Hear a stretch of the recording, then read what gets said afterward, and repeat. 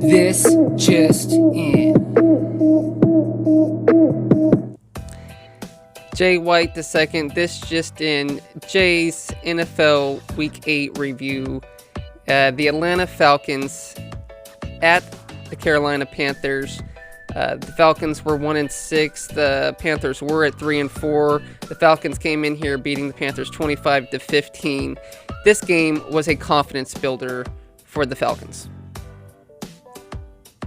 They had talks of this week. We were no way going to trade Matt Ryan. No way going to trade Julio Jones. And I think that paid off big dividends in this game for the Atlanta Falcons. Teddy Bridgewater trying to get a drive there at the end to try to win the game. The Falcons held on.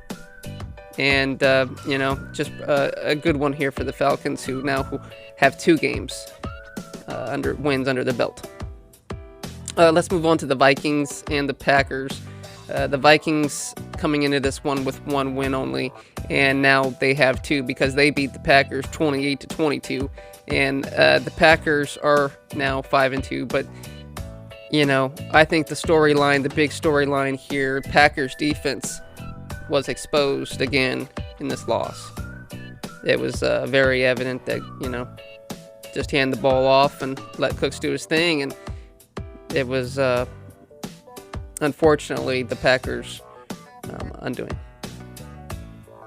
The Titans, the Bengals coming up with a big one here, 31-20 over the Titans, who came in 5-1. Well, now they're 5-2.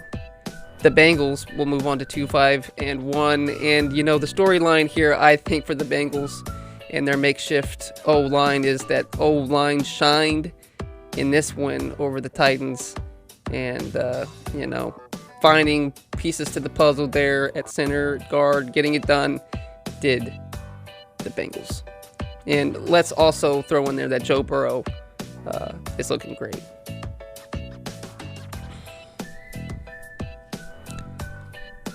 The 0-7 Jets, or they were 0-7 coming into this one, they're now 0-8, right? The Jets 9, the Chiefs 35. The Chiefs were 6-1 coming into this one, so they're now 7-1. Again, the Chiefs won this one 35-9. Patrick Mahomes became the first player with at least 20 passing TDs. He has 21, I think, and 1 or fewer interceptions in the first half of the season, the first 8 games. So Patrick Mahomes with yet another record, and the Chiefs move on in this one against the Jets. The Colts coming up with the victory. They were 4-2 coming into this week, and 41-21 over the 3-3 Lions. The Lions will move to 3-4. But the storyline I think here was Colts look great. Lions lose 7 straight at home now, and the running back Hines had 3 receptions. He did a flip twice because he had 2 touchdowns for 54 reception yards as well on the day, and the guy just did amazing. Phillip Rivers, I thought, did a great job, and a little bit underrated this season, but showing off here in this one against the Lions. The Steelers beating the Ravens 28-24. The Ravens were 5-1 coming into this one. Steelers 6-0. So the Steelers remain undefeated, and that's definitely the storyline, as well as they rallied from a 10-point hole to win this one. So I had the Ravens winning this one at home, but the Steelers continue to shine. Hopefully the Dolphins can pop their champagne bottle of their perfect 72 season next week. But as of now, the Steelers remain undefeated, the only team in the NFL to remain undefeated this year. Brian Flores' Dolphins, from last year to this year, worst to good. That's the storyline. Let's talk about the game. The Rams were 5-2 coming in this one, so they'll move down to 5-3. The Dolphins were 3-3, so they'll improve to 4-3. The Dolphins 28, the Rams 17. Tua Tagovailoa, it was his first start. He had a touchdown pass. He had 93 yards, I believe, throwing through the air, and a fumble. But, people will say, the critics will say, was that enough? Is he not showing that he's that good? Well, really, I think you don't have to show too much of Tua throwing. If your defense is scoring, your special teams are scoring, why not play comfortable with him and hold on to everything until you need to use it? You know what I'm saying? And so, but when he did throw, he looked good out there. No interceptions. So I was happy with the TD throw. I was happy with the win. I was happy that the fact that, again, Brian Flores' team from last year to this year, from last to good, I think. Let's move on to the Patriots and the Bills. The Bills were 5-2 coming this one. The Patriots were 2-4. So the Bills with the win, 24-21. Cam Newton was going down the field to try and get the Patriots a win and fumbled it and lost them the game.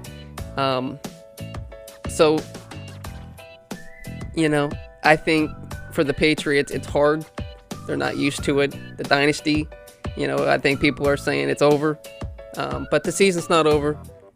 But this division could be over. I think between the Bills and the Dolphins, we're definitely taking a stronghold on that division. Moving forward, the Browns at home, the Raiders on the road, getting the victory. Derek Carr in the cold. They said he can't win in the cold. Well, he continues to say to the naysayers, oh yeah, well, watch me do it anyway. The Raiders will improve to 4-3. The Browns went from 5-2 now to 5-3. Again, 16-6, the Raiders over the Browns. Chargers, Broncos. The Chargers had this game in the bag the whole way out until the Broncos just there at the end was able to start clicking. I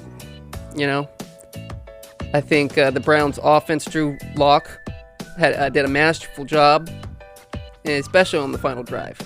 And stunning not only Chargers, but myself. I had the Chargers winning this one, but the Broncos win it 31-30 over the Chargers. The Saints and the Bears. Bears at home will lose this one 26. The Saints had 26, the Bears 23. The Bears were 5-2, so they'll fall to 5-3. They'll fall to 5-3. The Saints will improve to 5-2. Let's talk about that game here just a little bit. The Saints cornerback, Gardner Johnson, spit supposedly on Bears Javon Wims. And so at that point, Javon Wims sucker punched Johnson. And